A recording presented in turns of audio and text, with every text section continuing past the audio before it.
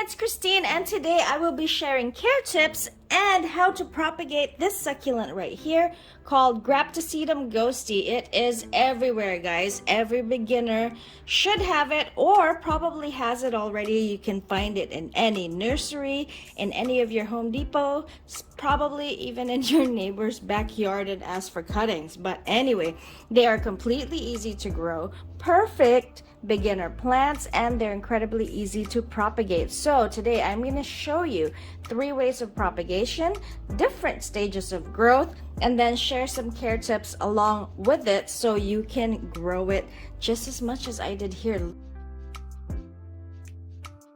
So how do you go from one head of graptosedum ghosty like this to a whole bunch like this? What I did here is called Succulent Propagation by Beheading. You can find that in episode number 54, where I do a step-by-step tutorial of how to propagate succulents by stem beheading. But we're going to go ahead and do a brief one here. So I have this head right here. Obviously you can see the stem is now crawling out of the pot and is very long. There's some roots there. I'm going to explain that later. But what you want to do is you want to cut your healthy stem just like so. I'm trying to show you like that.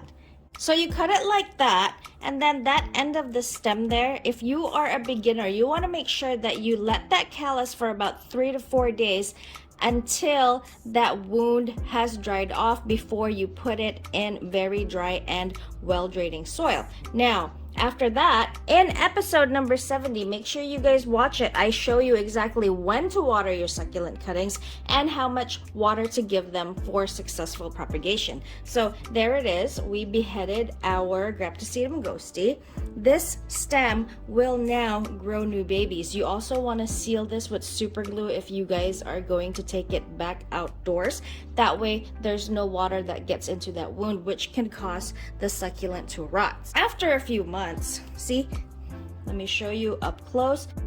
I sealed that off with super glue so no moisture got in, and the stem continued to live and grow babies because it is rooted. So these are all the babies that grew out of it when I cut the head. I mean, it'll still have babies whether you cut the heads off or not, but it does push out more babies when you cut their heads off. Look at this stem right here, guys.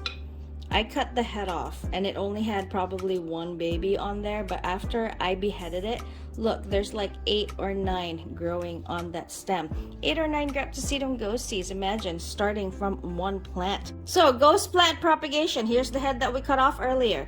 How do you propagate it from leaf? You simply take off a leaf like that off the stem, just twist it off. Make sure that the cut is clean. That is a clean cut right there, and that will successfully grow new babies for me. Let's take a couple more so I can show you, and then make sure just to place this on top of soil where it gets indirect sunlight, and eventually after a few weeks it will start to push out new babies. And then those babies will eventually grow and will start to look like something like this. These are actually graptosedum ghosty leaf propagations right here I have growing on my propagation tray. They have already shed that mother leaf, and these are, I think 1, 2, 3, I think 4 or 5, there's some more under there. 4 or 5 babies that grew, oh maybe 6, 4 or 5 babies that grew out of 1 leaf. So that is one way to propagate graptosedum ghosty. Leaf propagation, it does take a while, guys, but it does pay off. I mean, all you have to do is pretty much throw them on top of soil and then they just grow. Now, for a complete guide to succulent leaf propagation, for you know, to grow a nice successful propagation tray like this, I have a bunch of different succulents here.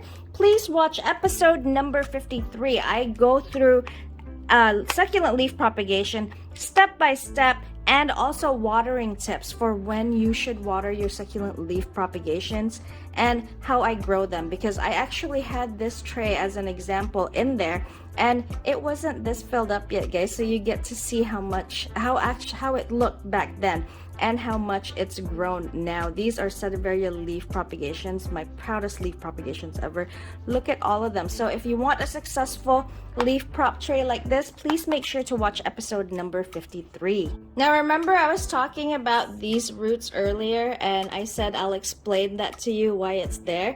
So this is one way that I like to propagate my graptosedum ghosties, as well as other succulents that start to trail out of the pot if I want to propagate them. Look at all those roots that it grew, guys. So it was something like this, okay? You see this one here?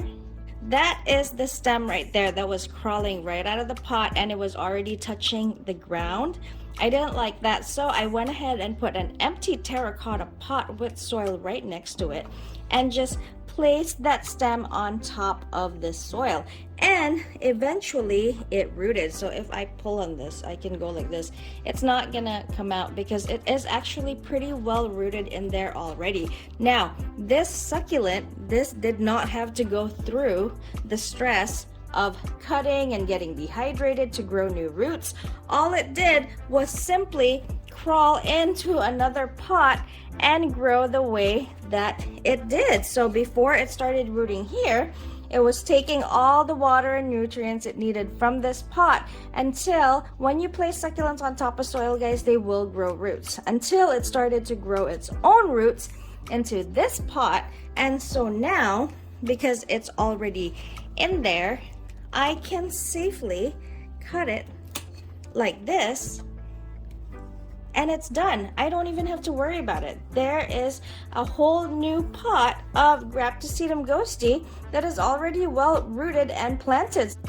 I have my old one right here that's already nice and trailing, so I still kept the trailing look going on right there. There's a bunch of babies that are growing on that same stem. I believe this one right here was actually a leaf that fell off of it. This will continue to trail. Now that I cut the head off, there's going to be more babies that'll pop out of the stem, and I'm going to have even more graptosedum ghosty.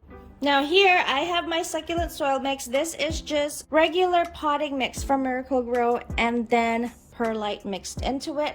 I have my cutting right here that I told you already has roots, actually, because I also had it on top of another pot like this into the soil. So since it has roots already, I can simply just put it into the soil like that, sideways, and I will leave that open part right up there. I can bury it into the soil, but I do want it to callus before I put it directly into the soil. So I can just do this, and then later on I can simply put more soil right on top of it.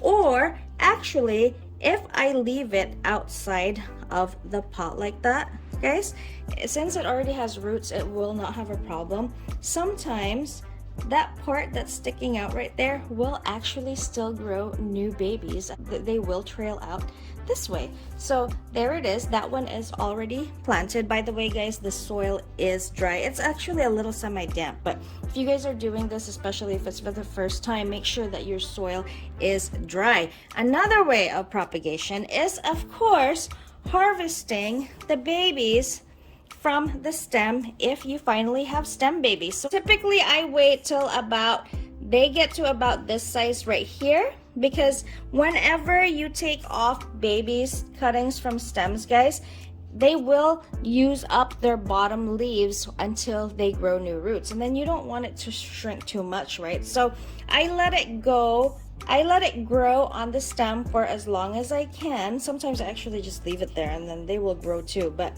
if you want to separate them and put it in arrangements, or you just want it in different pots, or just produce more, I wait until they are at least this size right here. This is the perfect size right over here. Now these ones, technically I can take them off already if I wanted to, all of them along the stem, but I'm gonna leave them there to grow a little bit more to about this size before I take them off. So when you have them on the stems like this, it's really easy. I simply have my shears here and I cut it right off just like that. See, now you want to let that callus for about 3 days and then place it on top of soil. Let's pretend that I calloused it already, and I simply put it on top of the soil like this. Make sure to watch episode number 70 for when exactly to water succulent cuttings again, guys, and how much I water them when they have finally rooted, so you guys can grow your succulent propagation by cuttings or beheading successfully. Here they all are. Like I said, let's pretend I calloused them already for 3 to 4 days. And then you would, after 3 to 4 days, you just simply place them on top of the soil like so and like so. And there you go. I have a nice and full pot of, well, not completely full, but I have a nice pot of graptosedum ghosty that will just grow for me. See guys, you can do this. You can just place it right on top of soil too, as long as it's dry, okay? Ghosties are not very picky. As long as your succulent health is healthy, they won't rot. But you have to be very careful not to introduce any moisture to that soil until they do grow roots. I root all my succulents indoors under my grow lights, so I have no problem with moisture. And then when I do give them the first few waterings and all the leaves are nice and full again, then I put them back outside and they're completely fine. But make sure to watch episode number 70 for all the tips on that one. So that's about it, guys, for tips on how to propagate your graptosedum ghosty, multiply, and make more of them. They love full sun, but make sure you acclimate. You always start with 2 hours of morning sun and then gradually introduce them and add an hour about every week to that until they are completely used to full sun. These guys are exposed to about 6 to 8 hours of full sun every day, but they are also fully rooted and established. So make sure that they are established. If you are starting them as cuttings outside and they just rooted, you want to start them in the shade and gradually give them sunlight. These guys are pretty, I actually never water these guys. It's pretty much all the rains that water them, but you know, they can take a lot of water, they really can, but they can also, they do a lot better in dry conditions. So only water when the bottom leaves are completely dry. In episode number 69, I show you exactly when to water your succulents so they don't die, with a whole bunch of succulent examples and when to water them. So I hope you guys found this video helpful, and if you have any questions, make sure to like this video and leave a comment down below, and I will get back to you as soon as I can. Again, this is Christine from These Succulent Buddies. Don't forget to comment, like, and subscribe, and I will see you on the next one. Thank you.